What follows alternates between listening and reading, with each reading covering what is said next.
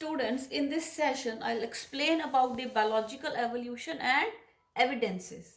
So, beta, as you already know, that on the primitive Earth, the first primitive organism ਜਿਹੜਾ ਸੀ ਉਹ ਪੈਦਾ ਹੋਇਆ in the water bodies and we call it as chemical evolution. Different chemical reactions ਹੋਏ and this was proved by Miller and Urey. ਉਸ ਤੋਂ ਬਾਅਦ ਬੇਟੇ ਜਿਹੜਾ ਹੈ ਬਾਇਓਲੋਜੀਕਲ ਐਵੋਲੂਸ਼ਨ ਸ਼ੁਰੂ ਹੋਈ। ਫਸਟ ਲਿਵਿੰਗ ਆਰਗੇਨਿਜ਼ਮ ਸੀ ਜਿਹੜਾ ਜਿਹੜਾ ਆਰਗੈਨਿਕ ਮੋਲੀਕਿਊਲਸ ਦੇ ਰੂਪ ਦੇ ਵਿੱਚ ਬਣਿਆ ਸੀ, ਠੀਕ ਹੈ, ਇਨ ਦਾ ਆਕਸੀਜਨ ਫ੍ਰੀ ਐਟਮੋਸਫੀਅਰ। ਉਸ ਸਮੇਂ ਜਿਹੜਾ ਸੀ ਆਕਸੀਜਨ ਦੀ ਜਿਹੜਾ ਹੈ ਕਮੀ ਸੀ, ਰਿਡਿਊਸਿੰਗ ਐਟਮੋਸਫੀਅਰ ਸੀ, ਤਾਂ ਉਹ ਬੇਟੇ ਆਕਸੀਜਨ ਦੀ ਐਬਸੈਂਸ 'ਚ ਸਾਹ ਲੈਂਦੇ ਸੀ ਜਿਹੜੇ first living organism C. And they were dependent on the existing organic molecules for nutrition. Therefore they were heterotrophs. ਉਹ ਦੂਜਿਆਂ ਨੂੰ ਖਾਂਦੇ ਸੀ, ਆਪਦਾ ਭੋਜਨ ਪ੍ਰਾਪਤ ਕਰਦੇ ਸੀ, ਇਸ ਕਰਕੇ ਆਪਾਂ ਉਹਨਾਂ ਨੂੰ ਕਿਹਾ ਹੈਟਰੋਟ੍ਰੋਫਸ। ਉਸ ਤੋਂ ਬਾਅਦ ਬੇਟੇ ਹੌਲੀ ਹੌਲੀ ਐਵੋਲਿਊਸ਼ਨ ਹੋਈ ਤੇ ਆਏ ਆਟੋਟ੍ਰੋਫਸ, ਠੀਕ ਹੈ। ਤੇ ਜਿਹੜੇ ਪ੍ਰੋਕੈਰੀਓਟਸ ਸੀ ਉਹਨਾਂ ਨੇ ਉਹ ਆਏ, ਫਿਰ ਉਹਨਾਂ ਨੇ ਆਪਦੇ ਆਪ ਨੂੰ ਮੋਡੀਫਾਈ ਕੀਤਾ, ਉਹਨਾਂ ਦੇ ਵਿੱਚ ਟਰੂ ਨਿਊਕਲੀਅਸ ਬਣ ਗਿਆ ਤੇ ਫਿਰ ਆਏ ਯੂਕੈਰੀਓਟਸ। ਯੂਕੈਰੀਓਟਸ ਬੇਟੇ ਪਹਿਲਾਂ ਜਿਹੜੇ ਸੀਗੇ ਫ੍ਰੀ ਲਿਵਿੰਗ ਸਿੰਗਲ ਸੈਲਡ ਸੀਗੇ। ਉਸ ਤੋਂ ਬਾਅਦ ਬੇਟੇ ਹੌਲੀ ਹੌਲੀ ਪ੍ਰੋਟਿਸਟਾ, ਪਲਾਂਟ, ਫੰਜਈ, ਐਨੀਮੇਲੀਆ ਆਇਆ ਔਨ ਦਾ ਅਰਥ। ਤਾਂ ਆਪਾਂ ਨੂੰ ਪਤਾ ਹੈ evolution takes place by natural selection and basically by variations. ਜਦੋਂ ਅਲੱਗ-ਅਲੱਗ ਸੈਲਸ ਆਏ ਹੋਣਗੇ ਧਰਤੀ ਤੇ, ਹਰ ਸੈੱਲ ਦੀ ਮੈਟਾਬੋਲਿਜ਼ਮ ਅਲੱਗ-ਅਲੱਗ ਸੀ। ਮੈਟਾਬੋਲਿਜ਼ਮ ਦਾ ਮਤਲਬ ਹੁੰਦਾ ਹੈ ਗਲੂਕੋਜ਼ ਨੂੰ ਤੋੜਨਾ ਤੇ એનર્ਜੀ ਰਿਲੀਜ਼ ਕਰਨੀ ਇਨ ਦੀ ਪ੍ਰੈਜ਼ੈਂਸ ਆਫ ਆਕਸੀਜਨ। ਜਿਵੇਂ ਆਪਣੇ ਸੈੱਲਾਂ ਦੇ ਵਿੱਚ ਆਕਸੀਜਨ ਜਾਂਦੀ ਹੈ, ਗਲੂਕੋਜ਼ ਟੁੱਟਦਾ ਹੈ, એનર્ਜੀ ਰਿਲੀਜ਼ ਹੁੰਦੀ ਹੈ ਇਨ ਦੀ ਫਾਰਮ ਆਫ ATP, ਇਹਨੂੰ ਕਹਿੰਦੇ ਆ ਮੈਟਾਬੋਲਿਜ਼ਮ। ਤੇ ਹਰ ਸੈੱਲ ਦਾ ਜਿਹੜਾ ਪ੍ਰਿਮਿਟਿਵ ਸੈੱਲ, ਬਹੁਤ ਸਾਰੇ ਸੈੱਲਸ ਆਏ, ਅਲੱਗ-ਅਲੱਗ ਸੈੱਲਸ, ਤੇ ਹਰ ਇੱਕ ਸੈੱਲ ਦਾ ਮੈਟਾਬੋਲਿਜ਼ਮ ਅਲੱਗ ਸੀ। ਸਾਰੇ ਸੈਲਸ ਦੀ ATP ਰਿਲੀਜ਼ ਕਰਾਉਣ ਦੀ क्षमता ਅਲੱਗ-ਅਲੱਗ ਹੋਈ, ਤਾਂ ਅਸਲ ਵਿੱਚ ਉਦੋਂ ਐਵੋਲਿਊਸ਼ਨ ਸ਼ੁਰੂ ਹੋਇਆ ਹੋਣਾ। ਹੁਣ ਬੇਟੇ ਆਪਾਂ ਐਵੀਡੈਂਸਿਸ ਆਫ ਐਵੋਲਿਊਸ਼ਨ ਬਾਰੇ ਗੱਲ ਕਰਨੀ ਹੈ ਕਿ ਕਿਵੇਂ ਪਤਾ ਲੱਗਦਾ ਹੈ ਕਿ ਵਾਕਿਆ ਹੀ ਐਵੋਲਿਊਸ਼ਨ ਹੋਇਆ ਹੈ, ਕੀ ਸਬੂਤ ਹੈ। ਤਾਂ ਉਹਦੇ ਲਈ ਬੇਟੇ ਆਪਾਂ 4 ਟਾਈਪਸ ਦੇ ਜਿਹੜੇ ਐਵੀਡੈਂਸਿਸ ਆ ਉਹ ਡਿਸਕਸ ਕਰਨੇ ਆ one by one in detail. First are the anatomical, paleontological, third are the embryological and fourth molecular or biochemical. Anatomical ਨੂੰ ਸਟੱਡੀ ਕਰਨ ਲਈ ਬੇਟੇ ਆਪਾਂ ਨੂੰ 3 ਤਰ੍ਹਾਂ ਦੇ ਆਰਗਨਸ ਸਟੱਡੀ ਕਰਨੀ ਪੈਂਦੀ ਹੈ ਤੇ ਉਹਨਾਂ ਦੀਆਂ ਐਗਜ਼ਾਮਪਲਸ ਤੋਂ ਆਪਾਂ ਸਮਝਾਂਗੇ। First R the homologous organs, second analogous organs, and third are the vestigial organs. So first let's talk about morphological and anatomical evidences. Morphology ਹੁੰਦੀ ਹੈ ਬਾਹਰੋਂ ਸਟੱਡੀ ਕਰਨੀ, anatomy means cells ਦੀ ਅੰਦਰੋਂ ਸਟੱਡੀ ਕਰਨੀ, ਹੱਡੀਆਂ ਬਾਰੇ ਜਾਣਕਾਰੀ ਕਰਨੀ, that is the anatomical evidences. So first are the homologous organs. ਬੇਟੇ ਜਿੰਨਾ organs ਦਾ ਅੰਦਰੋਂ ਬਣਤਰ ਹੱਡੀਆਂ ਸੇਮ ਹੈ ਪਰ ਉਹ ਕੰਮ ਹੋਰ ਕਰਦੇ ਹੈ, ਠੀਕ ਹੈ। ਮੇਰੀਆਂ ਜਿਹੜੀਆਂ ਬਾਹਾਂ ਹੈ ਉਹ ਡੌਗ ਦੀਆਂ ਮੂਹਰਲੀਆਂ ਲੱਤਾਂ ਨਾਲੋਂ ਡਿਫਰੈਂਟ ਹੈ। ਆਪਾਂ ਜਿਹੜੀਆਂ ਅਗਲੀਆਂ ਲੱਤਾਂ ਆਪਾਂ ਉਹਨੂੰ ਕਹਿੰਦੇ ਆ ਫੋਰੇ ਲਿੰਬਸ। ਹਿਊਮਨ ਬੀਇੰਗਸ ਦੇ ਵਿੱਚ ਇੰਨਾ ਵਿਕਾਸ ਹੋ ਗਿਆ ਕਿ ਆਪਾਂ 2 ਲੱਤਾਂ ਤੇ ਖੜੇ ਹੋ ਸਕਦੇ ਹਾਂ ਤੇ ਅਗਲੀਆਂ ਨੂੰ ਆਪਾਂ ਬਾਹਾਂ ਕਹਿੰਦੇ ਆ, ਪਰ ਐਕਚੁਅਲੀ ਇਹਨਾਂ ਦੀ ਬਣਤਰ ਸੇਮ ਹੈ, ਦੋਨੋਂ ਫੋਰੇ ਲਿੰਬਸ ਹੈ। ਡੌਗ ਉਹਨੂੰ ਕਿਸ ਤਰ੍ਹਾਂ ਯੂਜ਼ ਕਰਦਾ ਤੇ ਹਿਊਮਨ ਬੀਇੰਗਸ ਉਹਨੂੰ ਕਿਸ ਤਰ੍ਹਾਂ ਯੂਜ਼ ਕਰਦੇ ਆ। So these are the homologous organs. ਤਾਂ ਆਪਾਂ ਐਗਜ਼ਾਮਪਲਸ ਦੇਖਦੇ ਹਾਂ ਤੇ ਸਟੱਡੀ ਕਰਦੇ ਹਾਂ ਹੋਮੋਲੋਗਸ ਆਰਗਨਸ। ਤਾਂ first example is forelimbs of vertebrates. ਜਿੰਨੇ ਵੀ ਵਰਟੀਬ੍ਰੇਟਸ ਹੈ ਜਿਨ੍ਹਾਂ ਦੇ ਵਿੱਚ ਹੱਡੀ ਹੈ, ਰੀੜ੍ਹ ਦੀ ਹੱਡੀ ਹੈ, ਫਰੋਗ, ਲਿਜ਼ਰਡ, ਬਰਡਸ, ਮੈਨ, ਸਾਰਿਆਂ ਦੀਆਂ ਜਿਹੜੀਆਂ ਫੋਰੇ ਲਿੰਬਸ ਹੈ they are constructed on the same basic plan. Bonus same position 'ਚ ਪਏ ਹੈ ਬਟ ਫੰਕਸ਼ਨ ਹੈ ਜਿਹੜਾ ਉਹ ਡਿਫਰੈਂਟ ਪਰਫੋਰਮ ਕਰਦੇ ਹੈ। ਫਰੋਗ ਆਪਦੀਆਂ ਮੂਹਰਲੀਆਂ ਲੱਤਾਂ ਲੀਪਿੰਗ ਲਈ ਵਰਤਦਾ ਹੈ, ਜੰਪ ਜੇ ਮਾਰਦਾ, ਜਿਵੇਂ ਲਿਜ਼ਰਡ ਕਰੀਪ ਕਰਦੀ ਹੈ, ਰੀਂਗਦੀ ਹੈ ਮੂਹਰਲੀਆਂ ਲੱਤਾਂ ਨਾਲ। ਬਰਡਸ ਮੂਹਰਲੀਆਂ ਲੱਤਾਂ ਨਾਲ ਫਲਾਈ ਕਰਦੇ ਆ, ਉਹ ਮੋਡੀਫਾਈਡ ਹੋ ਗਏ ਇਨਟੂ ਵਿੰਗਸ। ਤੇ ਮੈਨ ਦੇ ਹੱਥ ਬਣ ਗਏ ਜਿਨ੍ਹਾਂ ਨਾਲ ਆਪਾਂ ਕਿਸੇ ਵੀ ਚੀਜ਼ ਨੂੰ ਗ੍ਰੈਸਪ ਕਰ ਸਕਦੇ ਹਾਂ, ਪਕੜ ਸਕਦੇ ਹਾਂ। ਫਿਰ ਬੇਟੇ ਇੱਕ ਹੋਰ ਐਗਜ਼ਾਮਪਲ ਹੈ ਐਨੀਮਲਸ ਚੋਂ ਮਾਊਥ ਪਾਰਟਸ ਦੀ। ਹਾਊਸ ਫਲਾਈ ਹੈ, ਉਹ ਆਪਦੇ ਮਾਊਥ ਨੂੰ, ਉਹਦੇ ਮਾਊਥ ਪਾਰਟਸ ਨੂੰ ਚੱਟਣ 'ਚ ਯੂਜ਼ ਕਰਦੀ ਹੈ। ਕੀੜੀ ਕੱਟਣ ਲਈ, ਕਟਿੰਗ ਲਈ, ਤੇ ਕਾਕਰੋਚ ਚੂਇੰਗ ਲਈ। ਹੈ ਤਾਂ ਮਾਊਥ ਪਾਰਟ ਸੀ, ਠੀਕ ਹੈ, ਪਰ ਉਹਨਾਂ ਦਾ ਕੰਮ ਹੈ ਜਿਹੜਾ ਉਹ ਡਿਫਰੈਂਟ ਹੈ।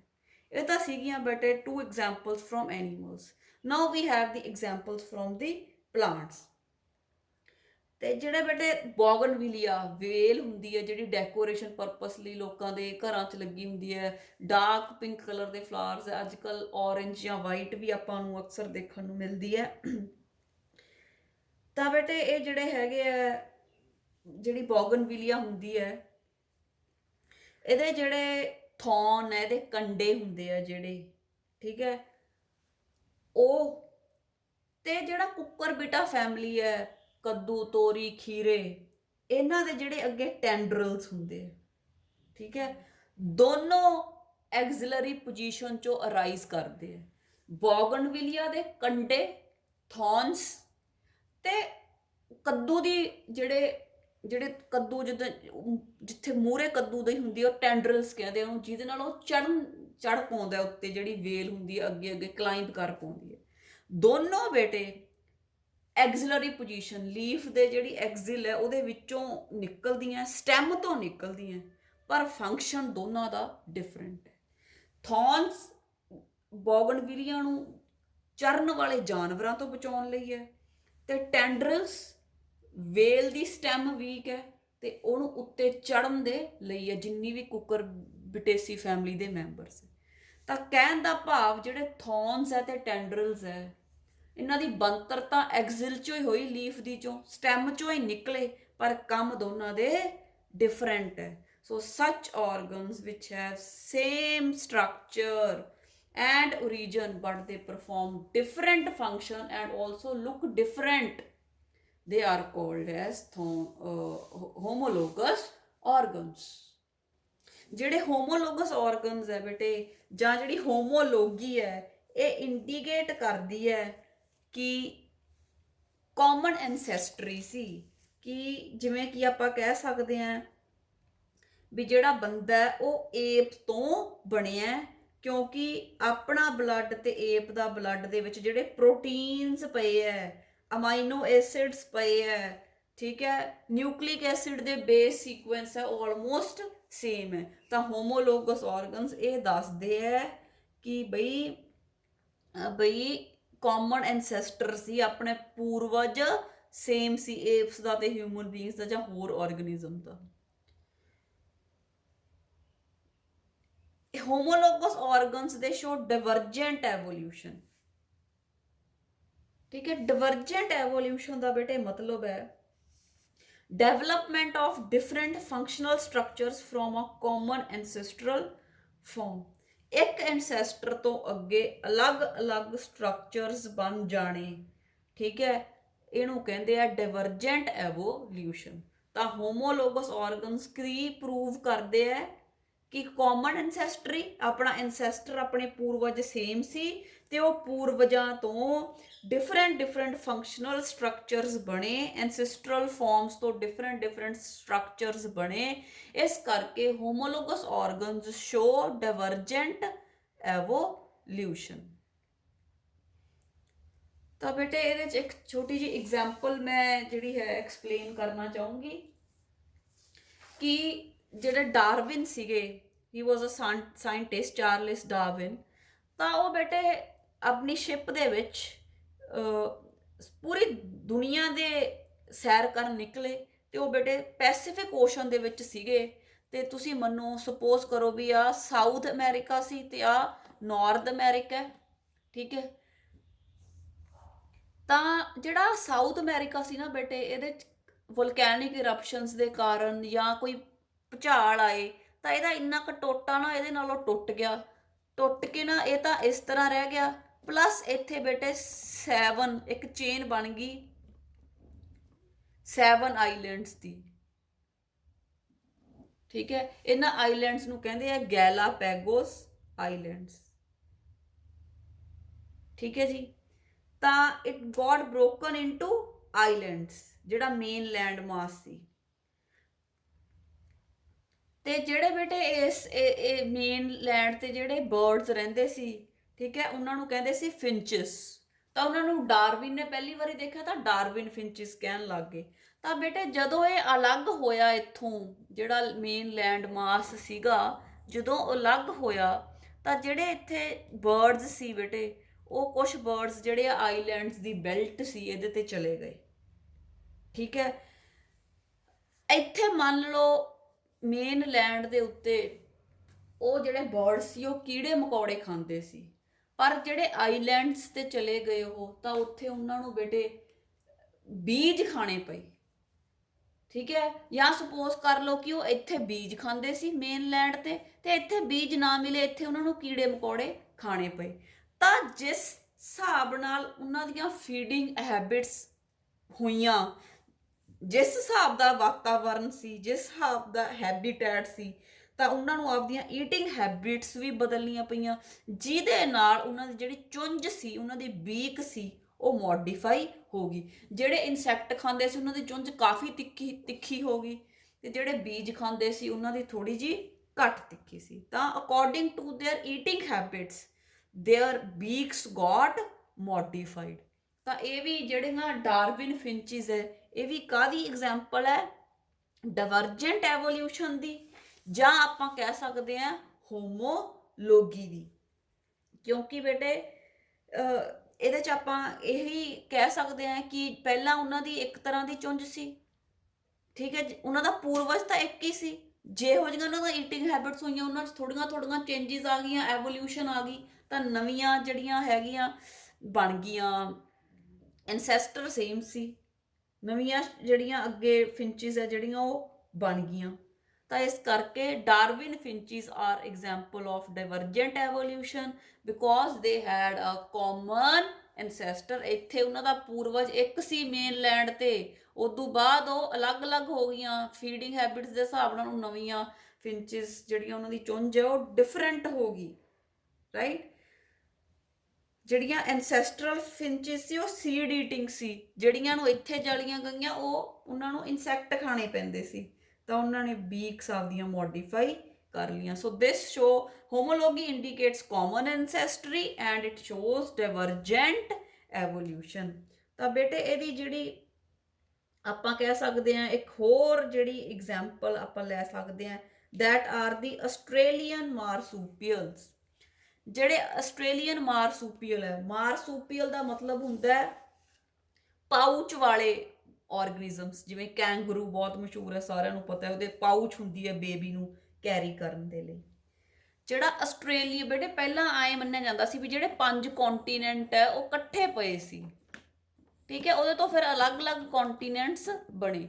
ਜਦੋਂ ਜਿਹੜਾ ਆਸਟ੍ਰੇਲੀਆ ਸੀ ਮੇਨ ਲੈਂਡ ਤੋਂ ਅੱਡ ਹੋ ਗਿਆ, ਜਿਹੜਾ ਆਸਟ੍ਰੇਲੀਅਨ ਕੌਂਟੀਨੈਂਟ ਹੈ ਇਹ ਮੇਨ ਲੈਂਡ ਤੋਂ ਅਲੱਗ ਹੋ ਗਿਆ, ਠੀਕ ਹੈ। ਦੈਨ ਵਾਟ ਹੈਪਨਡ, ਜਦੋਂ ਬੇਟੇ ਇਹ ਅੱਡ ਹੋਇਆ ਤਾਂ ਜਿਹੜਾ ਆ ਮੇਨ ਲੈਂਡ ਸੀ ਇਹਦੇ ਤੇ ਬੇਟੇ ਮਾਰਸੂਪੀਅਲਸ ਦਾ ਬੋਲਬਾਲਾ ਸੀ, ਮਾਰਸੂਪੀਅਲਸ ਰਹਿੰਦੇ ਸੀ। ਜਿਵੇਂ ਕਿ ਆਪਾਂ ਐਨੀਮਲ ਕਿੰਗਡਮ ਦੇ ਵਿੱਚ ਕੀਤਾ ਕਿ ਪਹਿਲਾਂ ਆਪਾਂ ਕਹਿ ਸਕਦੇ ਹਾਂ ਵੀ ਫਿਸ਼ਿਜ਼ ਆਈਆਂ, ਐਮਫੀਬੀਅਨਸ ਆਏ, ਰੈਪਟਾਈਲਸ ਆਏ, ਬਰਡਸ ਆਏ, ਫਿਰ ਆਪਾਂ ਕਰਦੇ ਹਾਂ ਕਿ ਉਸ ਤੋਂ ਬਾਅਦ ਮਾਰਸੂਪੀਅਲਸ ਆਏ, ਫਿਰ ਮੈਮਲਸ ਆਏ।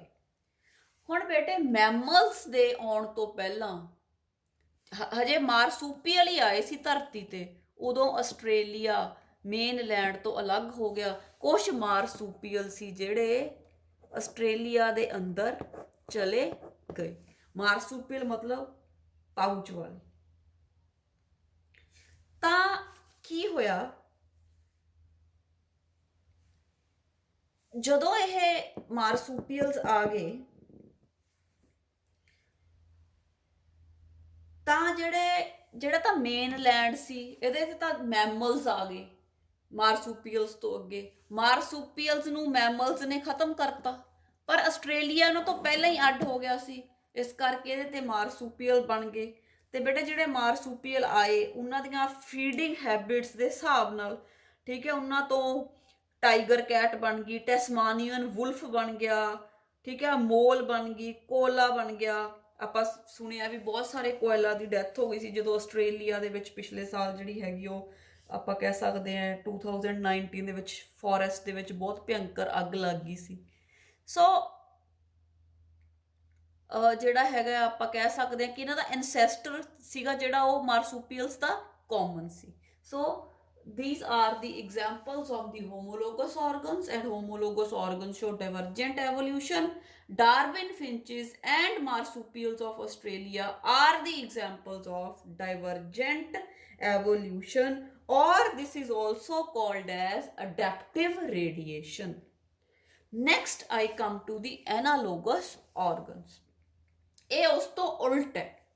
The organs which appear same and perform same function, ਦੇਖਣ 'ਚ same, function same, ਪਰ structure ਤੇ ਬਣਤਰ ਤੇ origin different.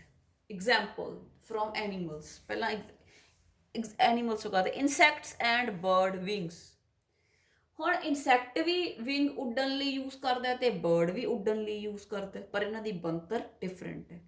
ਜਿਹੜਾ ਇਨਸੈਕਟ ਦਾ ਵਿੰਗ ਹੁੰਦਾ ਉਹ ਲਾਈਫਲੈਸ ਹੁੰਦਾ, ਉਹਦੇ ਵਿੱਚ ਬਲੱਡ ਵੈਸਲਸ ਖੂਨ ਦੀ ਸਪਲਾਈ ਨਹੀਂ ਹੁੰਦੀ, ਉਹ ਮਸਲਸ ਦੀ ਹੈਲਪ ਨਾਲ ਉਡਾਨ ਭਰਦਾ ਜਿਹੜਾ ਇਨਸੈਕਟ ਹੁੰਦਾ। ਤੇ ਜਿਹੜਾ ਬਰਡਸ ਦਾ ਹੁੰਦਾ, ਠੀਕ ਹੈ, ਉਹ ਜਿਹੜੀਆਂ ਉਹਦੀਆਂ ਬਰਡ ਦੀਆਂ ਫੋਰੇਲਿਮਸ ਹੁੰਦੀਆਂ ਉਹ ਮੋਡੀਫਾਈਡ ਹੋ ਜਾਂਦੀਆਂ ਟੂ ਮੇਕ ਵਿੰਗਸ। ਉਹਨਾਂ ਦੇ ਵਿੱਚ ਬਲੱਡ ਵੈਸਲਸ ਹੁੰਦੀਆਂ, ਫਲੈਸ਼ ਹੁੰਦਾ, ਸਕਿਨ ਹੁੰਦੀ ਹੈ, ਫੈਦਰਸ ਹੁੰਦੇ ਆ। ਬਟਰਫਲਾਈ ਦਾ ਤੁਸੀਂ ਦੇਖਿਆ ਹੀ ਹੈ, ਬਟਰਫਲਾਈ ਪਕੜ ਲਓ ਤਾਂ ਕੀ ਖੂਨ ਨਿਕਲਦਾ? ਨੋ, ਬਰਡ ਦੇ ਫੈਦਰ ਚੋਂ ਖੂਨ ਨਿਕਲਦਾ, ਪਰ ਕੰਮ ਦੋਨਾਂ ਦਾ ਸੇਮ ਪਰ ਬਣਤਰ different. Similarly, tendrils of pea and vine,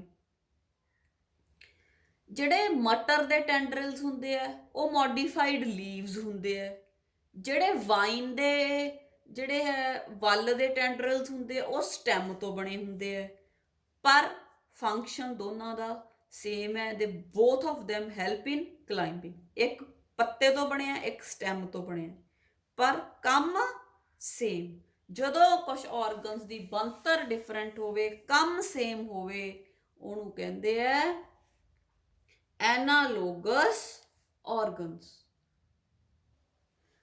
okay, plants ਦੀ ਬੇਟੇ ਆਪਾਂ ਪਹਿਲੀ ਐਗਜ਼ਾਮਪਲ ਕਰ ਲਈ, tendrils of pea and wine.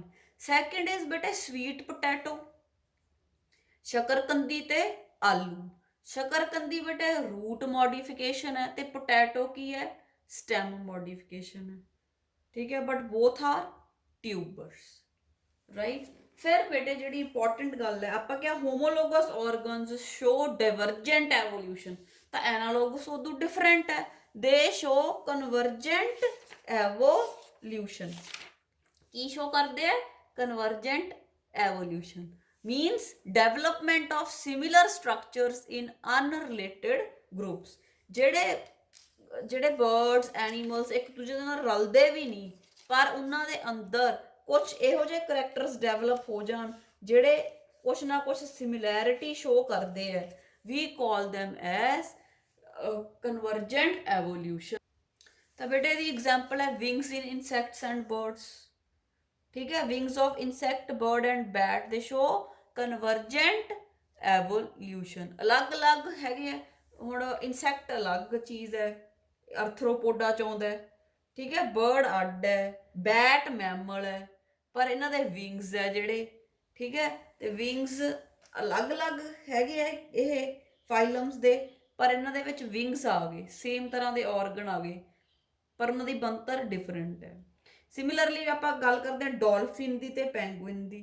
Dolphin ਮੈਮਲ ਹੈ, ਪੈਂਗੁਇਨ ਬਰਡ ਹੈ। ਡੋਲਫਿਨ ਦੀਆਂ ਜਿਹੜੀਆਂ ਮੂਰਲੀਆਂ ਲੱਤਾਂ ਉਹ ਉਹਨੂੰ ਤੈਰਨ ਦੇ ਵਿੱਚ ਹੈਲਪ ਕਰਦੀਆਂ, ਜਿਹੜੀਆਂ ਫੋਰੇਲਿਮਸ ਹੈ, ਤੇ ਉਹ ਫੋਰੇਲਿਮਸ ਮੋਡੀਫਾਈ ਹੋ ਗਈਆਂ, ਉਹਨੂੰ ਤੈਰਨ ਦੇ ਵਿੱਚ ਹੈਲਪ ਕਰਦੀਆਂ, ਉਹਨਾਂ ਨੂੰ ਕਹਿੰਦੇ ਆ ਫਲਿੱਪਰਸ। ਜਿਹੜਾ ਪੈਂਗੁਇਨ ਹੈ ਉਹ ਵੀ ਤੈਰ ਸਕਦਾ ਹੈ, ਉਹਦੀਆਂ ਫੋਰੇਲਿਮਸ ਹੈ ਜਿਹੜੀਆਂ, ਠੀਕ ਹੈ, ਉਹ ਪਰ ਉਹ ਕੀ ਹੈ? They are modified wings. So we can say that analogous organs, they show convergent evolution. Third are the vestigial organs.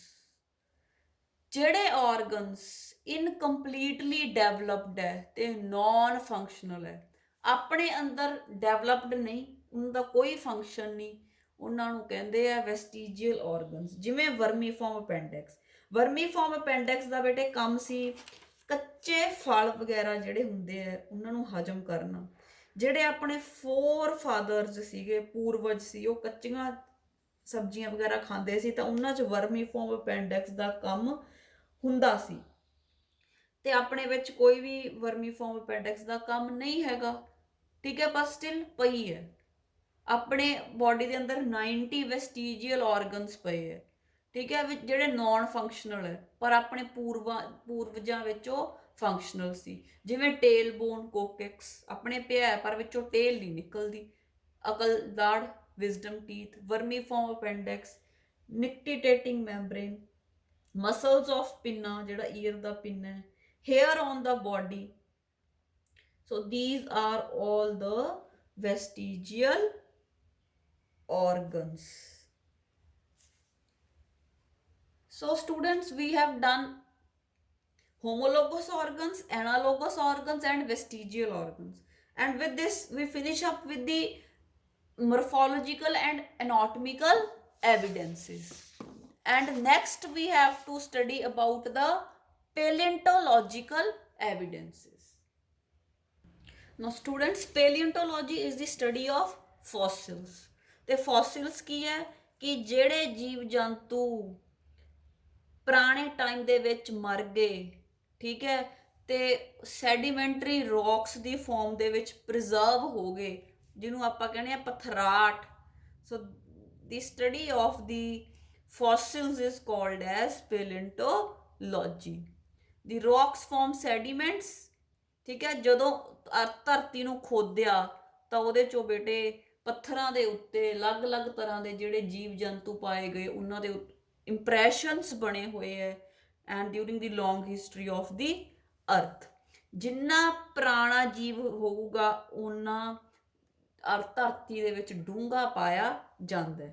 ਤਾਂ ਫੋਸਿਲ ਰਿਕਾਰਡਸ ਤੋਂ ਇਹ ਕਨਕਲੂਡ ਕੀਤਾ ਗਿਆ ਹੈ ਕਿ ਜਿਹੜੀ ਐਵੋਲਿਊਸ਼ਨ ਹੈ ਉਹ ਫਰੋਮ ਸਿੰਪਲ ਟੂ ਕੰਪਲੈਕਸ ਹੋਈ ਹੈ ਇਨ ਗ੍ਰੈਜੂਅਲ ਮੈਨਰ। ਜਿਹੜੀਆਂ ਧਰਤੀ ਦੀਆਂ ਸਭ ਤੋਂ ਡੂੰਘੀਆਂ ਲੇਅਰਸ ਸੀਗੀਆਂ ਉਹਨਾਂ 'ਚੋਂ ਜਿਹੜੇ ਜੀਵ ਜੰਤੂ ਪਾਏ ਗਏ ਉਹ ਸਿੰਪਲ ਸੀ, ਤੇ ਜਿਹੜੀਆਂ ਉੱਪਰਲੀਆਂ ਪਰਤਾਂ ਦੇ ਵਿੱਚ ਜੀਵ ਜੰਤੂ ਪਾਏ ਗਏ ਉਹ ਕੰਪਲੈਕਸ ਸੀ।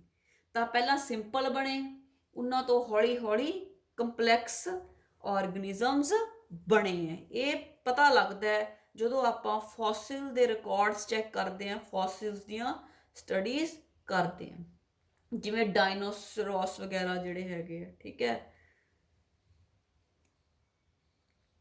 ਫੋਸਿਲਸ ਜਿਹੜੇ ਓਲਡ ਰੌਕਸ 'ਚ ਹੈ, ਪੁਰਾਣੇ ਥੱਲੇ ਤੁਹਾਨੂੰ ਦੱਸਿਆ ਉਹ ਸਿੰਪਲ ਹੈ, ਤੇ ਜਿਹੜੇ ਨਿਊ ਰੌਕਸ 'ਚ ਹੈ ਉਹ ਕੰਪਲੈਕਸ ਹੈ। ਤੇ ਇਹਦੇ ਤੋਂ ਪਤਾ ਲੱਗ ਗਿਆ that life forms varied over time, ਕਿ ਅਲੱਗ-ਅਲੱਗ ਸਮਿਆਂ ਤੇ ਅੱਡ-ਅੱਡ ਤਰ੍ਹਾਂ ਦੀ ਜਿਹੜੇ ਆਰਗਨਿਜ਼ਮ ਸੀ ਉਹ ਪਾਏ ਗਏ, ਠੀਕ ਹੈ। ਤਾਂ ਇੱਥੋਂ ਇਹ ਵੀ ਪਤਾ ਲੱਗਦਾ ਕਿ ਜਿਹੜੇ ਅੱਜ ਦੇ ਜੀਵ ਹੈ ਇਹ ਪੁਰਾਣੇ ਜੀਵਾਂ ਤੋਂ ਐਵੋਲਿਊਸ਼ਨ ਹੋ ਕੇ, ਵਿਕਾਸ ਹੋ ਕੇ ਹੀ ਹੌਲੀ-ਹੌਲੀ ਬਣੇ ਹਨ। ਬੇਟੇ fossils also indicate the missing link between the two groups. Fossils ਤੋਂ ਇਹ ਵੀ ਪਤਾ ਲੱਗਦਾ ਕਿ ਜਿਹੜੇ ਕੋਈ ਵੀ ਦੋ ਜੀਵ ਹੈ ਉਹ ਇੱਕ ਦੂਜੇ ਦੇ ਨਾਲ ਥੋੜ੍ਹੇ ਬਹੁਤੇ ਕਰੈਕਟਰਸ ਸ਼ੇਅਰ ਕਰਦੇ ਆ, ਜਿੱਥੋਂ ਕਿ ਪਤਾ ਲੱਗਿਆ ਵੀ ਜਿਵੇਂ ਆਪਾਂ ਕਹਿੰਦੇ ਆ ਵੀ ਪਹਿਲਾਂ ਫਿਸ਼ਿਜ਼ ਆਈਆਂ, ਫਿਰ ਐਮਫੀਬੀਅਨਸ ਆਏ, ਤਾਂ ਜਿਹੜੇ ਕੁਛ ਐਮਫੀਬੀਅਨਸ ਇਹੋ ਜਿਹੇ ਹੁੰਦੇ ਆ ਨਾ ਜਿਹੜੇ ਫਿਸ਼ ਲਾਈਕ ਕਰੈਕਟਰਸ ਹੀ ਸ਼ੋਅ ਕਰਦੇ ਆ, ਜਿਵੇਂ ਟੈਡਪੋਲ ਹੈ, ਠੀਕ ਹੈ, ਇਹਦੇ ਪਹਿਲਾਂ ਇਹਦੇ ਟੇਲ ਆਉਂਦੀ ਹੈ ਫਿਸ਼ ਵਾਂਗੂ। ਤਾਂ ਐਂ ਹੀ ਫੋਸਿਲਸ ਤੋਂ ਵੀ ਇਹੀ ਪਤਾ ਚੱਲਿਆ ਕਿ ਉਹਨਾਂ ਦੇ ਵਿੱਚ ਕੋਈ ਨਾ ਕੋਈ ਕਨੈਕਸ਼ਨ ਹੈ। ਤਾਂ ਇਹਦੀ ਇੱਕ ਐਗਜ਼ਾਮਪਲ ਹੈ ਬੇਟੇ, ਇੱਕ ਬਰਡ ਹੈ ਜਿਹਦਾ ਨਾਮ ਹੈ ਆਰਕੀਓਟੈਰਿਕਸ। ਜਿਹੜਾ ਇਹ ਆਰਕੀਓਟੈਰਿਕ ਬਰਡ ਹੈ ਇਹ ਬੇਟੇ ਫੋਸਿਲਸ ਦੇ ਵਿੱਚ ਮਿਲਿਆ ਜਦੋਂ ਧਰਤੀ ਖੋਦੀ ਗਈ ਹੈ। ਤਾਂ ਪਾਇਆ ਗਿਆ ਕਿ ਇਹਦੇ ਕੁਛ ਕਰੈਕਟਰਸ ਰਿਪਟਾਈਲਸ ਵਰਗੇ ਸੀ, ਕੁਛ ਬਰਡਸ ਵਰਗੇ। ਜਿਹੜੇ ਆਰਗਨਿਜ਼ਮਸ ਕੜੀ ਜੋੜਦੇ ਆ ਦੋ ਆਰਗਨਿਜ਼ਮਸ ਦੇ ਵਿਚਾਲੇ, ਠੀਕ ਹੈ, ਜਿਵੇਂ ਇਹਨੇ ਰਿਪਟਾਈਲਸ ਤੇ ਬਰਡਸ ਦੇ ਕਰੈਕਟਰ ਸ਼ੋਅ ਕੀਤੇ, ਠੀਕ ਹੈ। ਤਾਂ ਆਪਾਂ ਨੂੰ ਇੱਥੋਂ ਇਹ ਇਸ਼ਾਰਾ ਹੋਇਆ ਕਿ ਜਿਹੜੇ ਪਹਿਲਾਂ ਰਿਪਟਾਈਲਸ ਆਏ ਤੇ ਰਿਪਟਾਈਲਸ ਤੋਂ ਬਰਡਸ ਬਣ ਗਏ, ਜਿਹੜੇ ਆਰਗੇਨਿਜ਼ਮਸ ਐਵੇਂ ਕਨੈਕਟ ਕਰਦੇ ਆ ਤਾਂ ਉਹਨਾਂ ਨੂੰ ਕਹਿੰਦੇ ਆ ਬੇਟੇ ਵੀ ਅੱਜ ਹੈ ਨਹੀਂ, ਅੱਜ ਉਹ ਮਰ ਚੁੱਕੇ ਆ, ਉਹਨਾਂ ਨੂੰ ਕਹਿੰਦੇ ਆ ਮਿਸਿੰਗ ਲਿੰਕਸ। ਅਗਰ ਉਹ ਕਰੈਕਟਰਸ ਦੋ ਗਰੁੱਪਸ ਦੇ ਸ਼ੋ ਕਰਦੇ ਆ ਪਰ ਅੱਜ ਜਿੰਦਾ ਹੈ ਤਾਂ ਬੇਟੇ ਉਹਨਾਂ ਨੂੰ ਕਹਿੰਦੇ ਆ ਕਨੈਕਟਿੰਗ ਲਿੰਕਸ। ਅਗਰ ਕਰੈਕਟਰ ਦੋ ਗਰੁੱਪਸ ਵਾਲੇ ਸ਼ੋ ਕਰਦੇ ਆ ਪਰ ਅੱਜ ਮਰ ਚੁੱਕੇ ਹਨ ਤਾਂ ਉਹਨਾਂ ਨੂੰ ਮਿਸਿੰਗ ਲਿੰਕ। ਤਾਂ ਜਿਹੜਾ ਆਰਕੀਓਟੈਰਿਕਸ ਹੈ ਇਹ ਇੱਕ ਮਿਸਿੰਗ ਲਿੰਕ ਹੈ, ਠੀਕ ਹੈ। ਕਾਂ ਦੇ ਸਾਈਜ਼ ਜਿੰਨਾ ਸੀਗਾ ਇਹਨੂੰ, ਇਹ ਹੁਣ ਨਾ ਤਾਂ ਰੈਪਟਾਈਲ ਹੈ ਤੇ ਨਾ ਬਰਡ ਹੈ, ਇਸ ਕਰਕੇ ਇਹਨੂੰ ਕਹਿੰਦੇ ਲਿਜ਼ਰਡ ਬਰਡ, ਕਿਉਂਕਿ ਇਹ ਰੈਪਟਾਈਲਸ ਦੇ ਕਰੈਕਟਰ ਵੀ ਸ਼ੋ ਕਰਦਾ ਹੈ ਤੇ ਬਰਡਸ ਦੇ ਵੀ। ਪਹਿਲਾਂ ਆਪਾਂ ਦੇਖ ਲੈਂਦੇ ਆ ਕਿ ਰੈਪਟਾਈਲਸ ਦੇ ਕਿਹੋ ਜਿਹੇ ਕਰੈਕਟਰ ਸ਼ੋ ਕਰਦਾ ਹੈ। ਜਿਹੜੀ ਇਹਦੀ ਬੋਡੀ ਐਕਸਿਸ ਹੈ ਉਹ ਲਿਜ਼ਰਡ ਲਾਈਕ ਹੈ, ਹੱਡੀ ਜਿਹੜੀ ਰੀੜ ਦੀ ਹੈ ਤੇ ਉਹ ਸਾਰਾ, ਠੀਕ ਹੈ। ਇਹਦੇ ਇੱਕ ਲੰਬੀ ਟੇਲ ਪਈ ਹੈ ਲਿਜ਼ਰਡ ਵਰਗੀ, ਇਹਦੇ ਬੋਨਸ ਨੋਮੈਟਿਕ ਨਹੀਂ ਹਨ। ਬਰਡਸ 'ਚ ਆਪਾਂ ਨੂੰ ਪਤਾ ਹੈ ਨਾ ਵੀ ਜਿਹੜੇ ਬੋਨਸ ਆ ਉਹ ਲਾਈਟ ਵੇਟ ਦੇ ਹੁੰਦੇ ਆ, ਨੋਮੈਟਿਕ ਹੁੰਦੇ ਆ, ਪਰ ਇਹਦੇ ਬੋਨਸ ਨੋਮੈਟਿਕ ਨਹੀਂ ਸੀ। ਜਿਵੇਂ ਰੈਪਟਾਈਲਸ ਦੇ ਬੋਨਸ ਹੁੰਦੇ ਉਸੇ ਤਰ੍ਹਾਂ ਸੀ, ਠੀਕ ਹੈ। ਤੇ ਇਹਦੇ ਜਿਹੜੇ ਟੀਥ ਹੈ ਇੱਕੋ ਜਿਹੇ ਟੀਥ ਪਏ ਸੀ ਇਨ ਦਾ ਜੌਸ। ਤਾਂ ਇਹ ਕਰੈਕਟਰਸ ਆ ਰੈਪਟਾਈਲਸ ਦੇ। ਫਿਰ ਬਰਡਸ ਵਰਗਾ ਕਿਹੜੇ ਕਰੈਕਟਰਸ ਤੋਂ ਲੱਗਿਆ? Presence of feathers on the body, feathers ਪਏ ਸੀ, ਠੀਕ ਹੈ। ਤੇ ਜਿਹੜੇ ਜੌਜ਼ ਹੈ, ਜਵਾੜੇ ਹੈ, ਉਹਨਾਂ ਚੋਂ ਛੋਟੀ ਜਿਹੀ ਬੀਕ ਨਿਕਲ ਰਹੀ ਸੀ। ਜਿਹੜੀਆਂ ਫੋਰੇਲਿਮਸ ਹੈ ਉਹਨਾਂ ਚੋਂ ਵਿੰਗਸ ਬਣੇ ਆ। ਤੇ ਜਿਹੜੇ ਸਕਲ ਦੇ ਬੋਨਸ ਆ, ਖੋਪੜੀ ਦੇ ਬੋਨਸ ਆ, ਉਹ ਫਿਊਜ਼ਡ। ਜਿਹੜੇ ਰੈਪਟਾਈਲਸ ਹੁੰਦੇ ਆ ਉਹਨਾਂ ਦੀ ਖੋਪੜੀ ਦੇ ਬੋਨਸ ਫਿਊਜ਼ਡ ਨਹੀਂ ਹੁੰਦੇ। ਤਾਂ ਇਹ ਬੇਟੇ ਇੱਕ ਮਿਸਿੰਗ ਲਿੰਕ ਹੈ, ਇਹ ਰੈਪਟਾਈਲਸ ਦੇ ਕਰੈਕਟਰਸ ਵੀ ਸ਼ੋ ਕਰਦਾ ਹੈ ਤੇ ਬਰਡਸ ਦੇ। ਤਾਂ ਇਹਦੇ ਤੇ ਇਸ ਤਰ੍ਹਾਂ ਦਾ ਕੁਐਸਚਨ ਆ ਜਾਂਦਾ ਹੈ ਕਿ ਪੈਲੇਂਟੋਲੋਜੀਕਲ ਐਵੀਡੈਂਸਿਸ ਐਕਸਪਲੇਨ ਕਰੋ। ਤਾਂ ਇਹਦੇ ਵਿੱਚ ਬੇਟੇ ਤੁਸੀਂ ਦੱਸ ਦੇਣਾ ਹੈ ਕਿ ਜਿਹੜੇ ਫੋਸਿਲਸ ਆ ਰੌਕਸ 'ਚੋਂ ਅਲੱਗ-ਅਲੱਗ ਤਰ੍ਹਾਂ ਦੇ ਪਾਏ ਗਏ ਹੈ। ਫਿਰ ਤੁਸੀਂ ਮਿਸਿੰਗ ਲਿੰਕ ਆਰਕਿਓਟੈਰਿਕਸ ਬਾਰੇ ਦੱਸ ਦੇਣਾ ਹੈ। ਤੇ ਫਿਰ ਦੱਸ ਦੇਣਾ ਹੈ ਕਿ ਹਾਰਸ ਦੇ ਜਿਹੜੇ ਫੋਸਿਲ ਰਿਕਾਰਡਸ ਹੈ, ਠੀਕ ਹੈ, ਉਹਨਾਂ ਤੋਂ ਵੀ ਇਹੀ ਪਤਾ ਲੱਗਦਾ ਹੈ ਕਿ ਪਹਿਲਾਂ ਜਿਹੜਾ ਹਾਰਸ ਦਾ ਐਨਸੈਸਟਰ ਸੀ ਉਹ ਫੌਕਸ ਲਾਈਕ ਸੀਗਾ, ਲੂੰਬੜੀ ਵਰਗਾ ਸੀ। ਉਸ ਤੋਂ ਬਾਅਦ ਉਹ ਸਾਈਜ਼ 'ਚ ਵੱਡਾ ਹੋਇਆ ਤੇ ਅੱਜ ਦਾ ਜਿਹੜਾ ਹਾਰਸ ਹੈ ਉਹ ਬਣ ਗਿਆ।